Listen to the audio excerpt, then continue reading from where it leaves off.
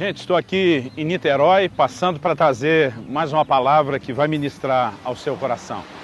A palavra de Deus diz no livro de Provérbios que a sanguessuga tem duas filhas. E o nome que elas recebem é me dá, porque isso é o que um parasita, como a sanguessuga, faz. Ele vive para sugar aquilo que os outros têm a oferecer. A pergunta é, tirando o reino natural, trazendo para o contexto das nossas vidas, será que é possível repetirmos esse tipo de parasitismo? A minha pergunta a você é um parasita? Me acompanhe nos próximos minutos. Eu quero falar um pouco a respeito disso. A palavra de Deus é um livro de relacionamentos. Os 10 mandamentos, por exemplo, nós temos os 4 primeiros deles regulando o nosso relacionamento com Deus. Os outros 6 regulando o nosso relacionamento com as pessoas. Nós precisamos entender a importância que os relacionamentos têm.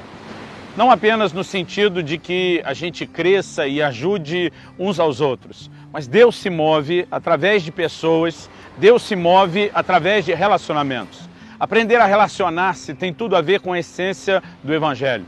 O próprio Jesus, quando diz um novo mandamento vos dou, que vos ameis uns aos outros, ele estava definindo o padrão principal de obediência a Deus, que é uma conduta correta dentro dos relacionamentos. Respondendo à pergunta feita sobre sermos ou não parasitas, nós precisamos entender o que um parasita faz. Ele vive para se alimentar dos outros. E essa, infelizmente, é a maneira como muitos de nós entramos em relacionamentos. Por exemplo, é comum os jovens de hoje procurarem o casamento com aquele conceito de desejarem ser felizes. Normalmente eu gosto de dizer aos nossos jovens, se você quer ser feliz, não se case. E às vezes eles se assustam, eles ficam me olhando com a cara como não há felicidade no casamento, mas eu digo para eles, não estou dizendo que não há felicidade no casamento, mas estou dizendo a você, se você quer ser feliz, o casamento não foi feito para você. A ideia de Deus no casamento não é você entrar para ser feliz, é você entrar para fazer alguém feliz. E obviamente, se você tem do outro lado uma pessoa entrando para te fazer feliz, você vai colher isso. Mas nós precisamos entender que isso é uma perspectiva bíblica. Promover a felicidade do outro, buscar os interesses do outro, é a perspectiva de Deus para os relacionamentos. Em Deuteronômio 24:5, Deus diz, o homem que se casar durante 1 ano, ele não sairá à guerra. E o texto bíblico diz, para promover a felicidade, a mulher que tomou por esposa. Em outras palavras, Deus está dizendo, esse camarada fica um tempo sem sair à guerra, ele vai se dedicar à sua casa e o objetivo dele estar lá não é ele ser feliz, mas é ele promover a felicidade à mulher que tomou por esposa. A perspectiva de Deus para os relacionamentos, ela não é desse parasitismo, de alguém que entra querendo sugar o outro, arrancar tudo que pode. Muitas vezes as pessoas até inconscientemente estão agindo assim, nem sempre conscientes. Mas isso tem arruinado muitos relacionamentos. Eu não falo só do contexto da família, eu não falo só do contexto do casamento. Quando falamos da vivência da igreja, entre os irmãos, nós precisamos entender a perspectiva de relacionamento. Hoje em dia muita gente vai à igreja com o que eu defino ser uma mentalidade de consumo. Ele está lá para consumir, ele está lá para cobrar, ele está lá para exigir o que a gente deve oferecer. É comum as pessoas exigirem um alto nível de prestação de serviço para elas quando chegam, mas poucas estão pensando em entrar naquele lugar para servir. E a mentalidade que nós deveríamos ter era justamente de focar naquilo que nós temos para dar e não para receber. Quem foca só no que quer receber está vivendo o parasitismo. Quem procura dar está conectando com Deus, com o coração de Deus e com a mentalidade divina. A palavra de Deus mostra o interesse e a disposição de Deus em dar para mim e para você a salvação, o seu próprio Filho Jesus. A Bíblia diz, Deus amou o mundo de tal maneira que deu. A definição do amor de Deus é vista na sua disposição de dar.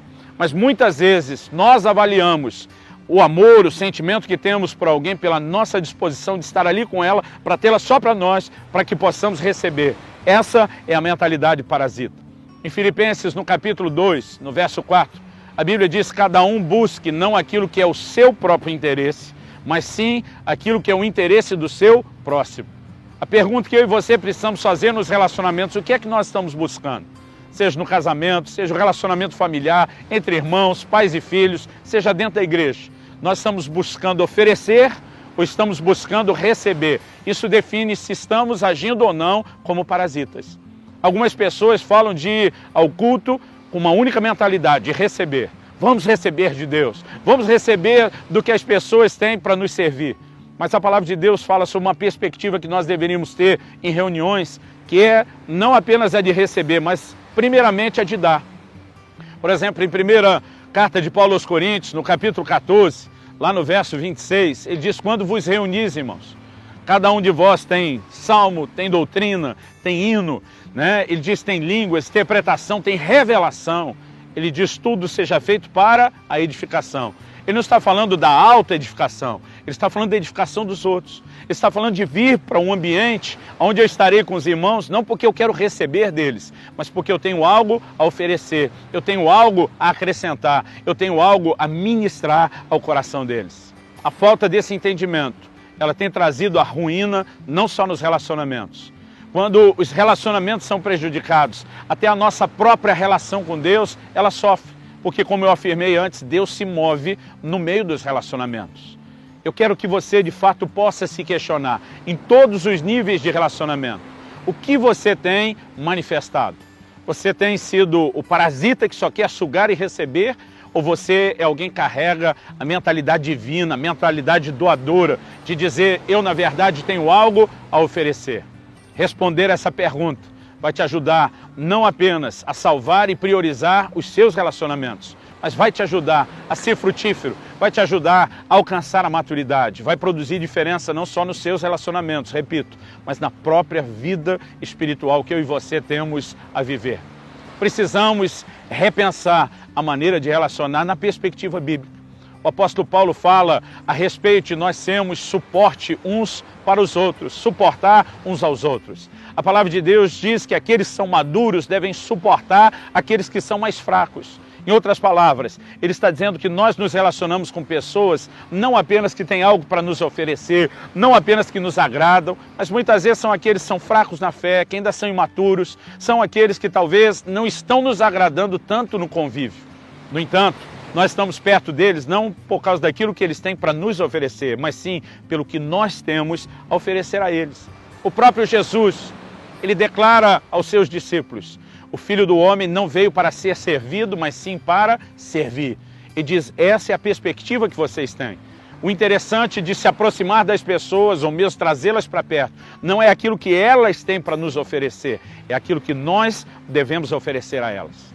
Eu particularmente acredito que isso é uma chave que pode sarar matrimônios, uma chave que pode melhorar a amizade, todos os níveis de relacionamento, mas acima de tudo uma chave que vai nos conduzir a um lugar de maturidade espiritual, um lugar em Deus, onde possamos de fato viver para cumprir aquilo que Deus tem para nós. O plano e o propósito de Deus é que a gente receba dele com a finalidade de compartilhar. Tudo aquilo que nós recebemos do Senhor deveria ser compartilhado. Nenhum de nós deveria viver com a mentalidade egoísta, interesseira, pensando apenas em si mesmo. Em Efésios 4:28, o apóstolo Paulo diz, aquele que antes da conversão roubava, agora trabalhe, fazendo com as mãos o que é justo. Ele diz para que tenha o suficiente para si e para socorrer ao necessitado. Deus com isso está dizendo, não pense naquilo que você vai alcançar ou produzir com o seu trabalho no sentido de tocar somente as suas necessidades. Tenha um coração que foque nos outros, tenha um coração que pense nos outros, enxergue além do seu próprio umbigo, enxergue além da sua própria necessidade. Em outras palavras, Deus está dizendo, seja um doador e não um parasita. Eu tenho recebido esse desafio da palavra de Deus ao longo de anos. Não creio que é aquele tipo de coisa que a gente consegue ajustar imediatamente. Mas quando permitimos que a nossa mente vá sendo continuamente renovada pela palavra de Deus, quando permitimos que esses valores das Escrituras vão entrando na nossa vida, a nossa mentalidade, ela começa a ser moldada pela palavra de Deus, a nossa atitude, ela começa a ser mudada. Relacionamentos, eles são abençoadores. Outro dia alguém falou para mim no desabafo, disse, pastor, o casamento é muito difícil. Eu olhei para as pessoas e falei, não é o casamento que é difícil, relacionamentos é que são.